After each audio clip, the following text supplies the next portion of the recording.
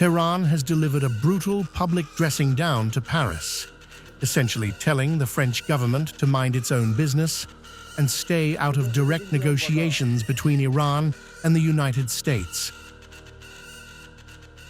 The diplomatic flare-up comes after France's foreign minister demanded a seat at the table, warning that no international sanctions against Iran could be lifted without France's explicit consent and sign-off at the UN. But Iran is aggressively calling that bluff.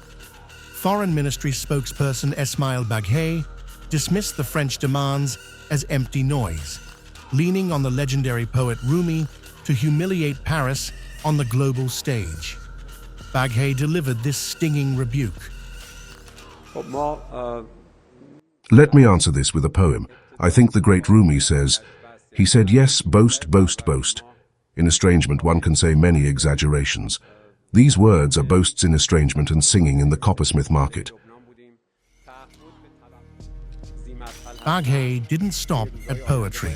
Dropping the metaphors, he delivered a crushing assessment of Europe's geopolitical irrelevance, directly accusing France of acting as a deliberate spoiler to peace. I apologize for using these expressions because, unfortunately, some European countries have made it a habit to, on the one hand, marginalize themselves from international processes, and on the other hand, whenever any process is set in motion, to somehow seek to destroy and sabotage it. I do not think these approaches and these behaviors are befitting a country like France.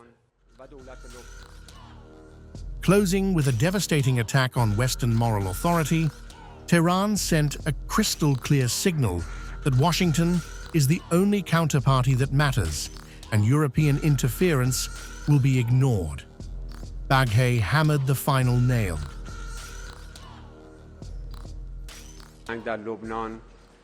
Unfortunately, over this past year, European countries have turned their backs on the very values over which they claimed exclusive ownership.